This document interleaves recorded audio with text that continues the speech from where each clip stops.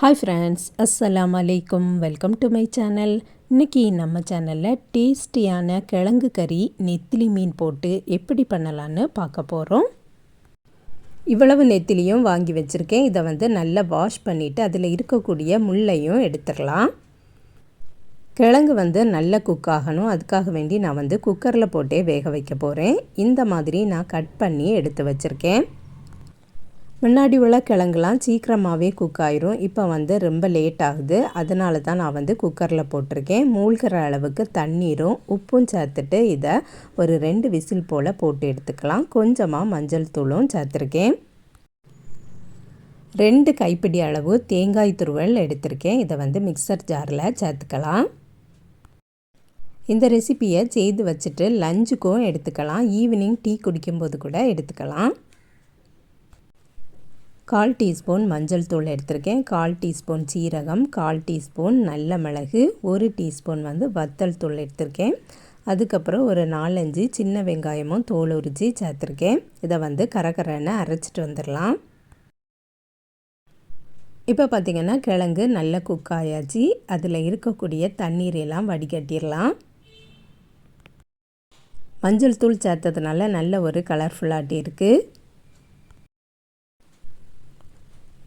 இனி மீனை நல்லா வாஷ் பண்ணியாச்சு. அதிலையே அரைச்ச அரைப்பையும் சேர்த்துக்கிடலாம். மிக்சர் ஜாரை அலசி கொஞ்சம் தண்ணீரும் சேர்த்துட்டு புளியும் கரைச்சி ஊற்றிடலாம்.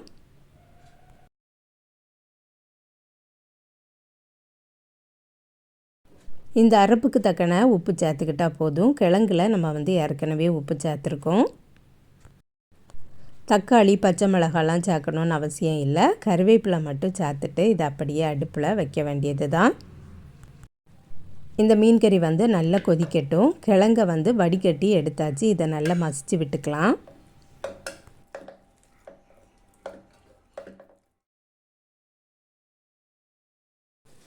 கிழங்க நல்லா மசிச்சு விட்டாச்சு. ரெடி ஆயாச்சு. இது அப்படியே இருக்கட்டும். நெத்திலி மீன் குழம்பு நல்லா கொதிச்சிட்ருக்கு. நல்லா குக்கானதுக்கு அப்புறமா நம்ம இந்த கிழங்கையும் அதில் சேர்க்கணும். நெத்திலி மீன் குழம்பு குக் ஆயாச்சு. இனி கிழங்க சேர்த்துடலாம். கிரேவி இப்போ கொஞ்சம் லூஸ் ஆட்டு தான் இருக்குது. இந்த கிழங்கை சேர்த்ததுக்கப்புறமா இந்த கிழங்கு நல்லா உறிஞ்சி எடுத்துக்கும். அப்போது நல்ல திக்காட்டு மாறிடும். கொஞ்ச நேரம் கொதிக்கட்டும். இப்போ பார்த்திங்கன்னா நல்லா கொதிச்சிட்ருக்கு.